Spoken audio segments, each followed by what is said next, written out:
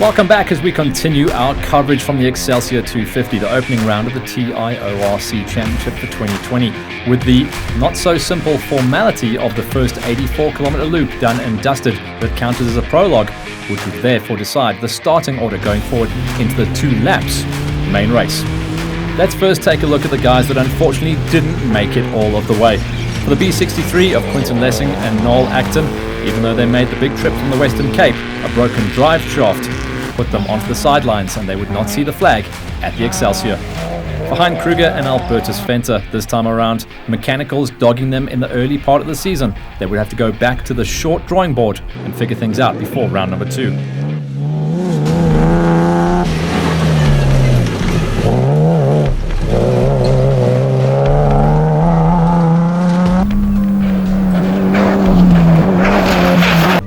Benerick and Pierce Botma, who had high hopes of upsetting the apple cart in the Class B Championship. This time around, the B12 ran out of gearbox. That was it. No drive, no results. For Ignis and Gerard Duplessis, the E8, unfortunately this time around, also suffering mechanical issues. It's often a case of things going wrong at the early events. Shakedowns, maybe 1 or 2 bolts not tightened in the off-season, but as the season goes on, we see more consistency out of all of the crews. The Isuzu would not make the lap this time around. For Rodney Cook and Greg Parkin, who had literally taken 12 months to do the big rebuild on the E14, this time around it was an absolute horror show. A blown engine that would see them not only step out of the event, but have to go shopping and spend some quality cash early in the season. Stijn Viviers and Alida Fouchier, a new pairing, an old vehicle, and unfortunately the age is starting to show. It was electrical problems that stepped them off out of the event. For the G11, they went into limp mode just 10 kilometers into the race after looking so promising in the prologue. That dropped them way down the order. For the T16 of Jannie Visser and Donnie Moret, who were looking for a consistent run in one of the older Fords, and after running initial strong pace, a broken bolt on the rear suspension put them out of the running.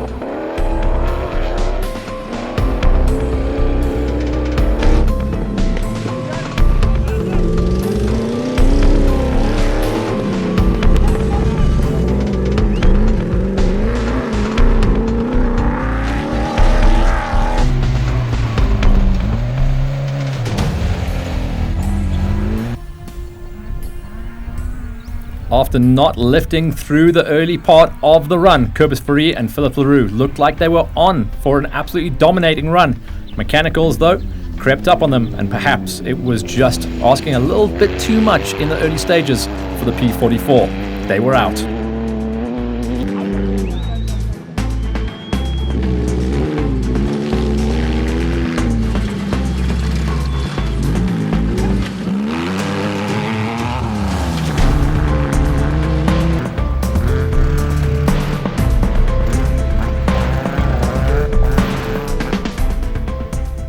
Now for the guys that did make the finish line. The E16 and the pairing of Wayne Smith and Victor Fincham were having a day they would rather forget.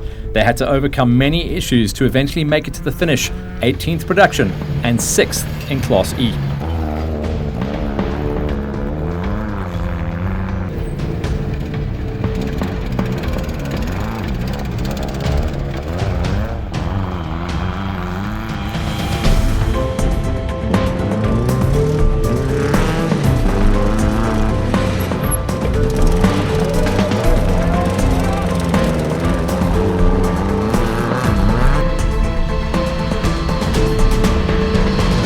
Another crew with a day to forget was that of Werner and Leon Mostert, looking to nail down another number 1 plate in the Class Gs.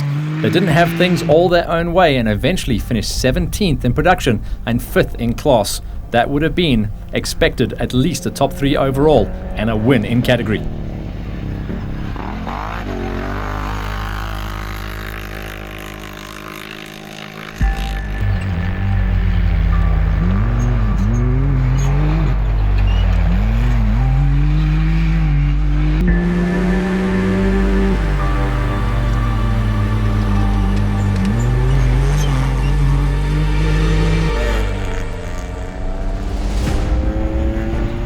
For Johan Besson and Rudy van Heerden, after a few DNFs last season, they again had hassles.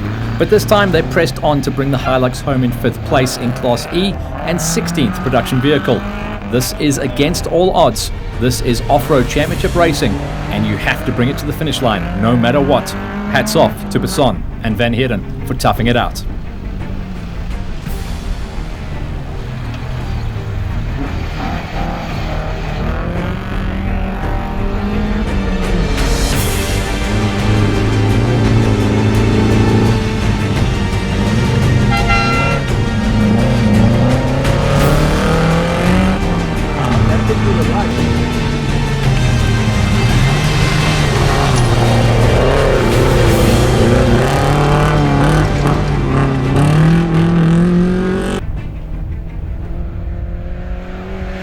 For Suez Moret and Jacques Leroux, the race took its toll and they had too many mechanical problems.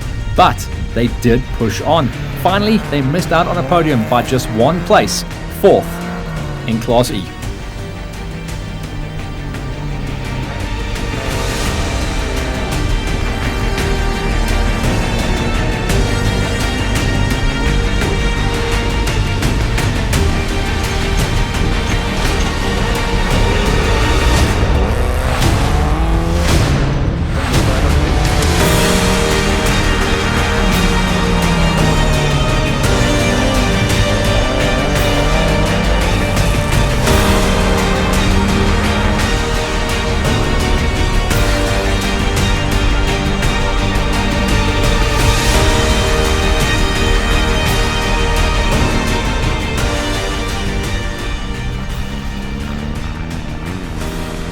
They were definitely hoping to take the fight to the Can-Ams in the lone Polaris. LD Erasmus and Andre Geldenes tried as they might, but they didn't have a clean run and also narrowly missed out on a class podium finish. 6th place in the Class G at the end of play was still a good run for the Polaris.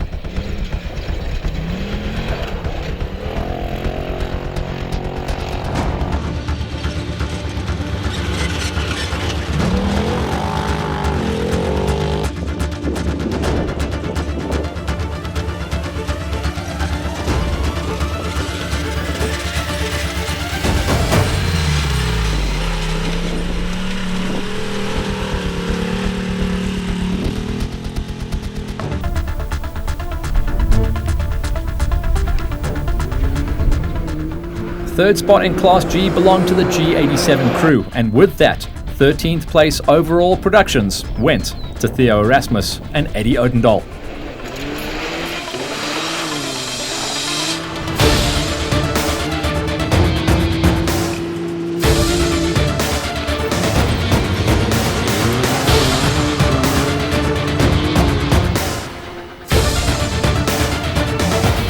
The crew of the E18, Manru Millman and Peter Badenhorst, were elated as they crossed the finish line in a well-deserved and respectable podium class position. They ended up taking 3rd in Class E. Hats off to the kids.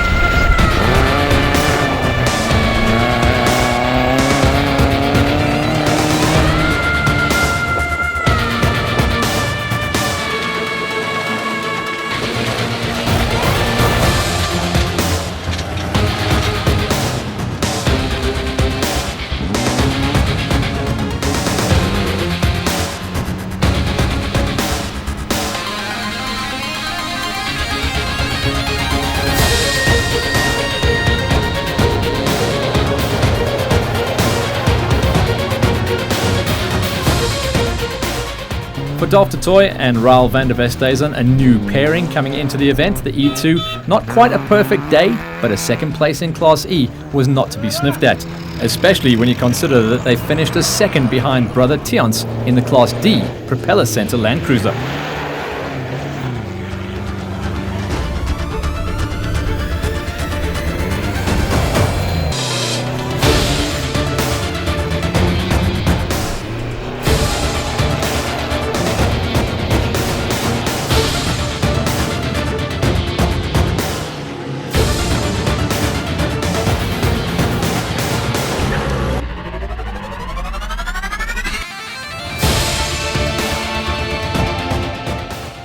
After posting identical prologue times as their sister car in the E2, TIORC and James O'Mahony remarkably finished only 1 second ahead in the overall standings, taking 10th in the production category and a very respectable 3rd in Class B.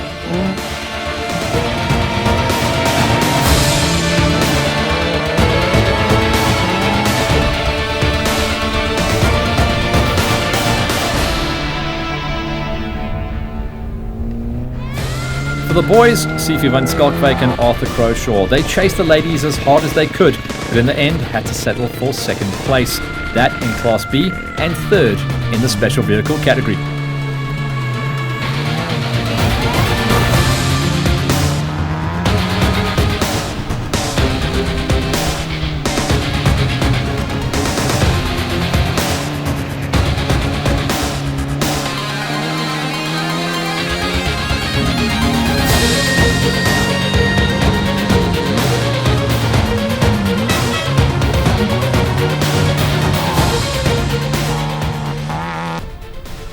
Which meant the ladies did exactly what they wanted to do, beat the husbands. Carleen Croshaw and Marina van Schalkwijk beat the guys and in the process took the win in Class B to start their championship defense in fine style. Not even a broken exhaust silencer towards the end of the race could slow them down, and with that came a well-deserved and incredible 2nd place overall in the special vehicle category standings.